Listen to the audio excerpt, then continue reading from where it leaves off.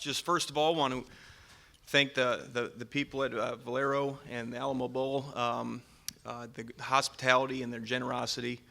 Second to none. It's been a great time, great experience, and practice is wrapped up. We're going to go into our final phase here now, and we've had 13 really good practices, we feel, and now as we close in, I think it's 53 hours now until game time. It's now time to just kind of lock it in and let the bodies recover, and keep thinking about our assignments, our schemes, and I know the guys, I know myself, we're really looking forward to this ball game. It feels like a long time coming, and a great opportunity for us. But with me today are five tremendous young men. And, there was a theme this year for us as a program, development of the person and the player. And Coach Gundy, Coach Tudman, I call him a life coach. He does a lot for us, strength and conditioning, obviously. But he's a tremendous voice, and he delivers messages to our team on a weekly basis. And I think Coach has done a great job of making sure that all of our guys understand that this is a game. It's a game to be played. It's a game to be played with toughness and competitiveness. But at the same time, off the field, we also have to develop the person as well. And it's a joy for me to share the stage with five young men who are tremendous people as well, starting right here with Mason Rudolph, tremendous player, recruited him out of South Carolina. Came all the way to Oklahoma State, saw an opportunity, and we hit it off. And it's been a joy to coach him. He's a very mature young man. People ask me all the time what makes him effective, and I really feel it's his demeanor, his even-tempered, never get too high, never get too low. As a quarterback in this profession, or as a college quarterback, and at a big program like ours, you're going to face some criticism. You're also going to face some pats on the back when you do well. So his ability to stay the course and stay steady regardless of success or failure has made him improve, and he understands what it takes to win. He also understands that he hasn't arrived. He's always looking to do more and to become a better player, and I respect him very much and thank him for all he's done for us as a program. Next to him is James Washington. James, what can you say? The acrobatic catches, the explosive plays down the field, allowing you to, when we run the football and there's two safeties high and then they drop down a safety and play it low, usually you call 28's number. He's an electric player, and I can't say enough about this young man's character and what he is to our program from a leadership standpoint, a guy who leads by example. Who is very consistent. You have to really kind of pull the reins back on James because he always wants to go, and we got to make sure that he's ready for the games. And he's just a tremendous effort guy, and it's very consistent. Chris Carson next to James. Chris recruited him out of junior college, out of Butler, and I'll tell you what, Chris is exactly what we hoped he'd be. Physical, tough. Back who really overcame a lot of adversity this season, came back really strong from an injury, and has really produced in a big-time way. Physical, punishing back. That's just really an all-around back that you never have to sub out in any situation. He's the man. So next to him, Zach Crabtree. Zach, a lot of experience, a lot of snaps. He's all ball. He's all football, man, and the guy's going to be a coach one day, and he's a fun guy to be around. He keeps it light, but yet when game time comes, we run it his way because he's a very consistent, tough player, and has emerged as one of our leaders on offense. Last but not least, Mr. Hayes, Austin Hayes, from San Antonio, from Reagan High School, and I'll tell you, Hayes has done a heck of a job. He was here before I got here, and he knows a lot of football. He's played just about every position in the receiving corps. We've moved from outside to inside. He's battled injuries. He's battled through injuries. And he just brings a great side of it from just a player / coach type guy. He's coaching the young guys up. He's got that experience. He's in the back of the line, and he's always talking football. And if somebody's not in line, he's going to smack him and get him straight. And you have to have that type of leadership. And we appreciate everything that he's done for us as a program. And he said to us earlier that he's interested in getting into coaching. I told him he's absolutely insane to start this journey as a coach, but he said he wants the GA, so that's the type of mentality he is. I told him, I said, your dating life, I hear, is pretty good, and it's drastically going to change when you take a GA position. You know that, right? That's what you told me. And I told you. Okay, so in a couple years, man, on Saturday night when you're grinding on the film, don't I told you. But that's the introduction. Thank you. If you have questions, please raise your hand, and the mic holder will come around. Jenny. Hey guys, Jenny Carlson with the Oklahoma. And James Mason, you guys made an announcement on Twitter coming back. Can you guys just talk about what went into the decision and what it means? I'm sure Cowboy fans everywhere are celebrating today, but just go through the last few days for you guys.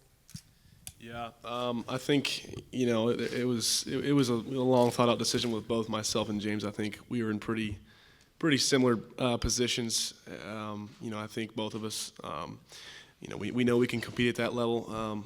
I guess that's going to be next year. We knew we could, if we made the jump this year. I think we would have both been ready. But we also know just what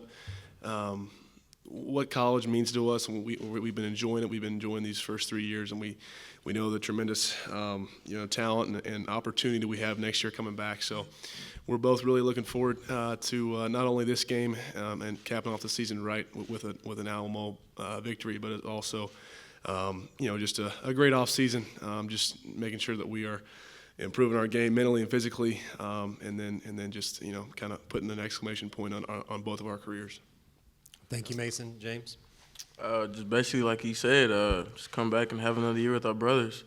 I look forward to coming back and have another year with him and everyone else. And plus, we get degrees, and it's worth it, so why not?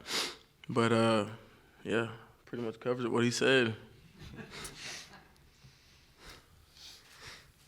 Questions? Jenny, no. Mike, can you talk about the impact of that decision, and then by extension, the fact that these guys are going to be together, 3 full seasons at the end, just the legacy potential that, Rudolph to Washington has for Oklahoma State football? Well, I think they understand what's at stake, and there's a lot to it, and you would have to ask them, but I would suspect they understand that what all returns and what's at stake for us.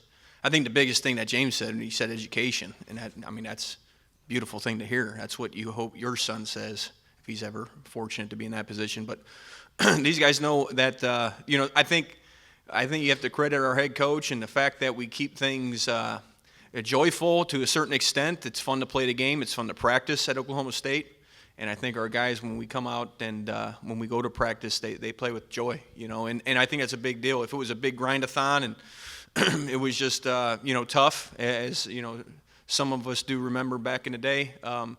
Maybe guys are more apt to come out. But I think this is not the first time this has happened at Oklahoma State. And so Coach Gundy, his experience, and I really feel that these guys enjoy playing together. We have really good camaraderie on our team, and that's the credit to the players. We all want, as coaches, we all want to try to manufacture camaraderie and create camaraderie, but you can't. It has to come within the players, and they have that. It's special, and I don't think they want to let it go. They're having fun. Back. James, how much of this was a discussion between the two of you, or did you both kind of come to the same decision separately and then came together?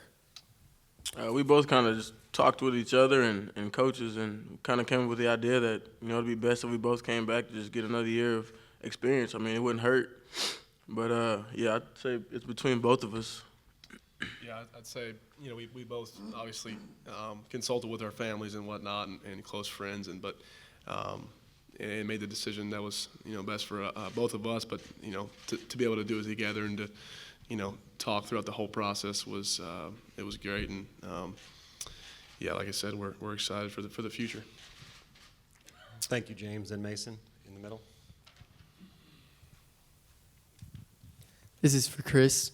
What enabled you to return from injury in the middle of the season and play at your best down the stretch of this season? It was just the support I had from the teammates and, everybody coming around and supporting me. Just made me want to come out there and work harder. And then seeing the success that the running game had with Justice Hill and Rennie Childs and, all the running backs competing together, just made me want to be a part of that.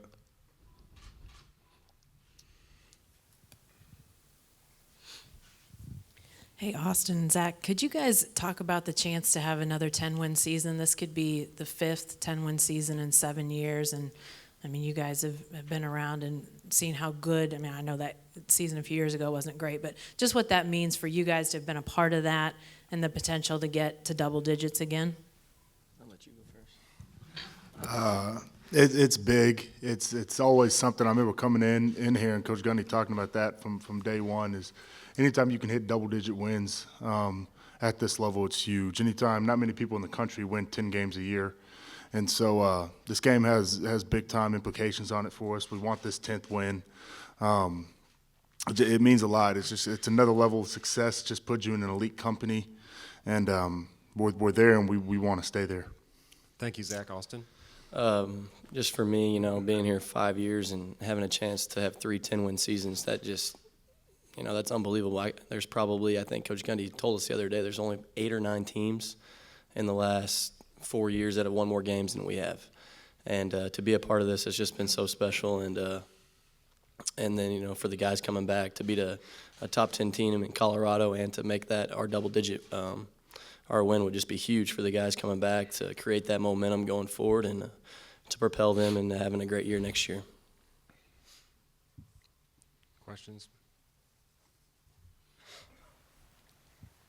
Mason, can you talk a little bit about what you've seen of Colorado's secondary on tape? Yeah, I think so. I think really tough defense. Really run of the ball well, 3-4. Couple of real physical corners. We've seen that on tape thus far, and bigger guys, longer guys at the corner position. So I think it'll be a great challenge for us. I think comparison-wise in the Big 12, you could compare them to a West Virginia style defense, just tough nosed and great players, tough players. So I think like I said, it'll be a great match for us, and we've really prepared well. Like Coach Hirsch was saying, this whole bowl prep, whether we were in Stillwater or here, and I feel really good about where we are. Question, middle. For Zach, you have a great 1-2 punch of running backs in Chris Carson and Justice Hill. Is there a difference in blocking for the two guys, both with different strengths and skill sets? Not necessarily. You're still going to block the play the same way. You still got the same guys to block. But yeah, they have different running styles. But at the end of the day, you just got to give them space, give them a chance to go make a play, and they both usually do. So I wouldn't say there's really a difference. More so just do your job the same way every time and give them a chance to get to the second level and go make a play. Yeah, this is for Chris Carson. Didn't get a chance really to ask you this after the awards ceremony for the team, but not only did you play so well at the end of the year, but you were voted a captain by your teammates. And that, at Oklahoma State, that kind of means more than a lot of places because it's done after the season, and it's your picture's mounted and so forth. What were your thoughts when you heard you'd been voted captain, and what does that mean to you? At first, I was kind of shocked because there's a lot of good players on the team that deserving of the award. It was just a blessing that the teammates, voted me as a captain. I'm honored and privileged of it. I'm gonna take advantage of it, and it's a blessing, like I said.